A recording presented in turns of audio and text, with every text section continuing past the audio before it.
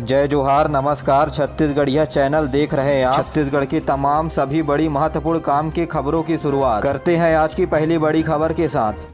प्रदेश के शैक्षणिक संस्थाओं में पूर्व प्रचलित आरक्षण व्यवस्था लागू कर दी गई है और पुरानी आरक्षण व्यवस्था के तहत प्रवेश प्रक्रिया पूरी की जाएगी। मुख्यमंत्री भूपेश बघेल की अध्यक्षता में राज्य मंत्रिमंडल की परिषद की बैठक में यह निर्णय लिया गया। इसके तहत स्कूल और कॉलेज में पढ़ने वाले अनुसूचित जाति, अनुसूचित जनजाति और अन्य पिछड़ा वर्ग के विद्यार्थियों को 58% आरक्षण दिया जाएगा। राज्य सरकार ने न्यायालय के अनुरूप ही प्रदेश में आरक्षण व्यवस्था लागू करने का निर्णय लिया है। इसके तहत प्रदेश के सभी विभागों में उच्चतम न्यायालय के आरक्षण व्यवस्था के अनुरूप शैक्षणिक संस्थाओं में आरक्षण व्यवस्था लागू करने के आदेश जारी कर दिए गए हैं।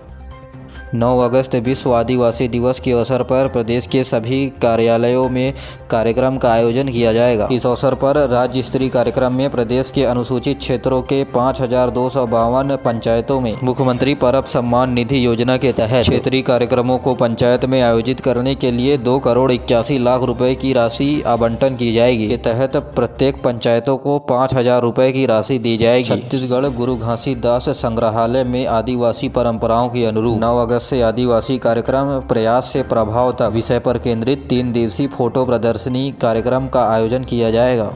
मुख्यमंत्री भूपेश बघेल ने प्रधानमंत्री नरेंद्र मोदी को पत्र लिखकर छत्तीसगढ़ से गुजरने वाले यात्री गाड़ियों का समय के अनुरूप संचालन करने का आग्रह किया है। मुख्यमंत्री ने अपने पत्र पर कहा है कि रेलवे के द्वारा बिना पूर्व सूचना के किसी भी ट्रेन को तुरंत निरस्त कर दी जाती है। इससे यात्रियों को आर्थिक, सामाजिक, इसके अलावा कई तरह के परेशानियों का सामना करना पड़ता है। मुख्यमंत्री ने कहा कि ट्रेनों के असंचालन से विद्यार्थियों, मरीजों, व्यवसायी, तीर्थ यात्रियों के अलावा श्रमिकों और परीक्षार्थियों के कार्यक्रम समय पर पूर्ण नहीं हो पा रहे हैं।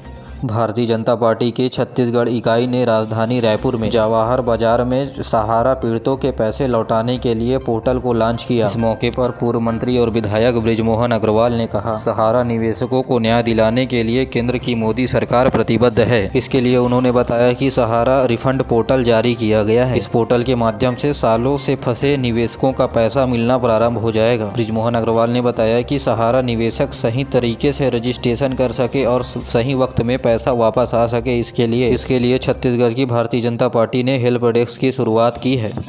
नेता प्रतिपक्ष नारायण चंदेल ने जांजगीर चांपा के सड़कों पर घूमने वाले गायों की समुचित व्यवस्था करने के लिए जिला प्रशासन को पत्र लिखा है और उन्होंने जिला प्रशासन को चेतावनी दी कि यदि गाय को रखने के लिए उचित व्यवस्था नहीं की गई, भाजपा किसान दल के सदस्य सभी गायों को एकत्रित कर कलेक्टर, SDM कार्यालय, नगर निगम, नगर पालिका परिसर और थानों में ले जाकर छोड़ दिया जाएगा।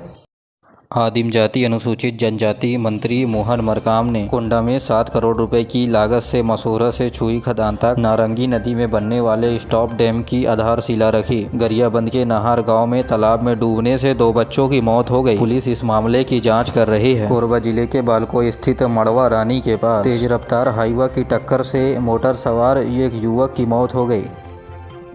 प्रदेश में छत्तीसगढ़िया ओलंपिक के नगरीय और विकास खंड, क्लस्टर और जिला स्तर की प्रतियोगिताओं की तिथि को आंशिक रूप से संशोधित कर दिया गया है। इसके तहत विकास खंड और क्लस्टर स्तर की प्रतियोगिताएं 18 से 23 अगस्त तक तो वहीं 27 से 3 सितंबर तक जिला स्तर की प्रतियोगिताएं आयोजित होंगी। संभाग स्तर की प्रतियोगिताएं पूर्व निर्धारित कार्यक्रमों के आधार पर होगी। संभाग स्तर की प्रतियोगिताएं 10 सितंबर से 20 सितंबर तक तो वहीं राज्य स्तर की प्रतियोगिताएं 25 सितंबर से 27 सितंबर के बीच आयोजित की जाएगी।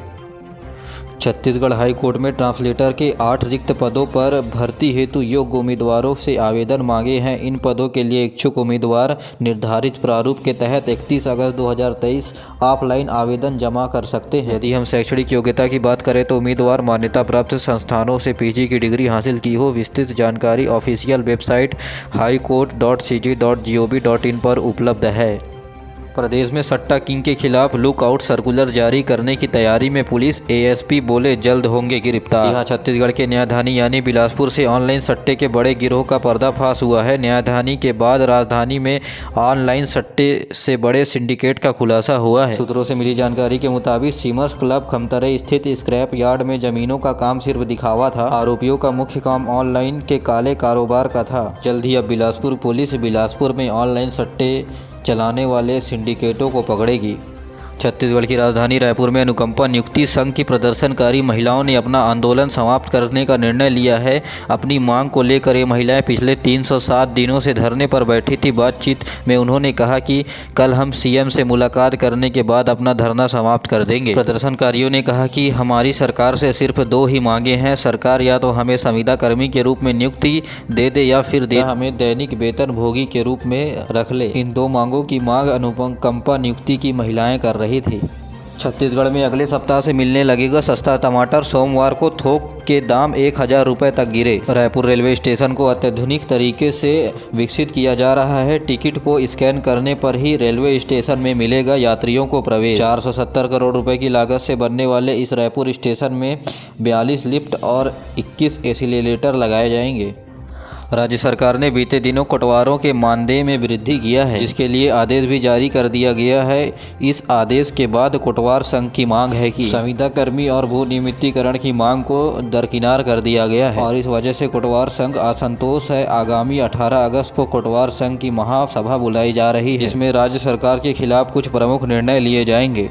प्रधानमंत्री नरेंद्र मोदी आने वाले 6 अगस्त को देश के 508 रेलवे स्टेशनों के पुनर्विकास की आधारशिला रखेंगे। अमृत भारत योजना के तहत 24,000 करोड़ रुपए के देश के 508 रेलवे स्टेशनों का पुनर्विकास किया जाएगा। इन स्टेशनों को सिटी सेंटर के रूप में विकसित करने के लिए मास्टर प्लान तैयार किया गया है। इस योजना के तहत रायपुर, बिलासपुर, दुर्ग, अकलतरा, भिलाई पावर हाउस, तिल्दा, नेवरा समेत महासमुंद को मिलाकर प्रदेश का कुल 7 रेलवे स्टेशन इस योजना में शामिल है। स्टेशन का विशेष डिजाइन स्थानीय संस्कृति और वास्तुकला से प्रेरित होगा। स्टेशनों में हाईटेक यात्री की सुविधा को दिलाया जाएगा।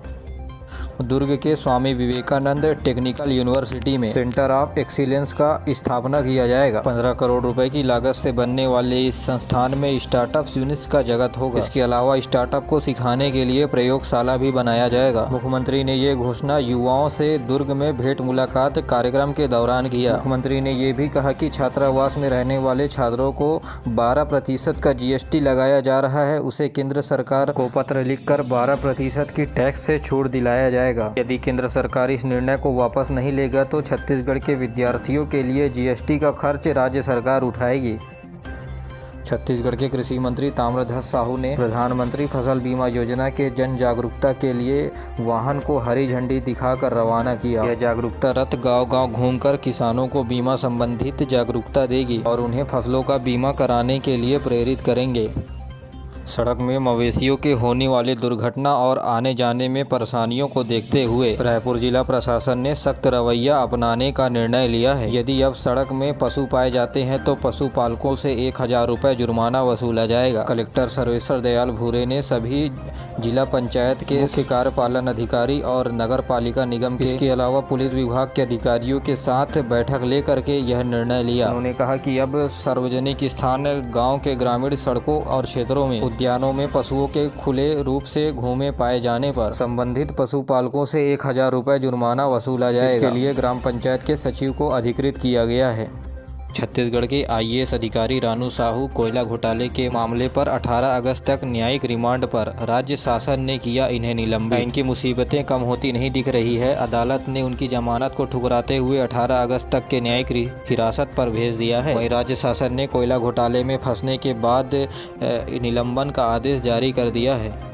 छत्तीसगढ़ में एकलव्य आदर्श विद्यालय में पढ़ने वाले छात्रों को ऑनलाइन कोचिंग की सुविधा मिलने जा रही है। मंत्री मरकाम की अध्यक्षता में हुई बैठक पर लिया गया फैसला। आवासीय विद्यालय में पढ़ने वाले बच्चों को अब JEE नीट की प्रवेश परीक्षा की तैयारी के लिए कोचिंग दी जाएगी। कोचिंग विद्यालय में स्थापित हाई स्पीड इंटरनेट के माध्यम से दी जाएगी। बता दें कि इसका लाभ 12वीं कक्षा में पढ़ने वाले 1474 विद्यार्थियों को मिलेगा। अलावा स्कूल के परीक्षा परिणामों को बेहतर बनाने के लिए शिक्षकों को प्रशिक्षण भी दिया जाएगा।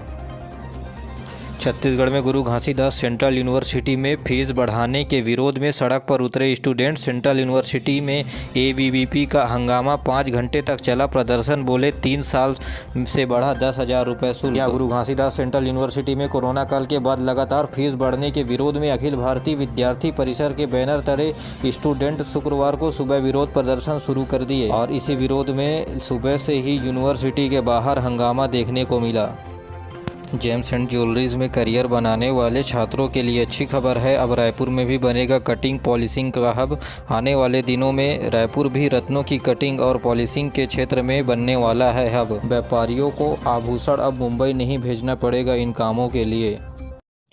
केंद्रीय कोयला मंत्रालय ने कोयला के खानों की नीलामी से प्राप्त राशि का छत्तीसगढ़ समेत 6 राज्यों को 704 करोड़ रुपए की राशि हस्तांतरित की है। छत्तीसगढ़ को 1 अरब 47 करोड़ 18 लाख 30,625 रुपए दिए गए। यह वित्तीय सहायता छत्तीसगढ़ राज्य समेत अन्य राज्यों को सशक्त बनाने के लिए एक ठोस पहल की गई है। इन राशियों को सभी राज्य सरकारें अपने क्षेत्र के विकास को बढ़ावा देने के लिए इनका उपयोग करेंगी। यह बुनियादी ढांचा जैसे शैक्षिक, स्वास्थ्य, साफ सफाई, विभिन्न कल्याणकारी पहलू, समुदायों के उत्थान, समग्र विकास को सहायता देने के लिए रणनीतिक रूप से सक्षम करेगा।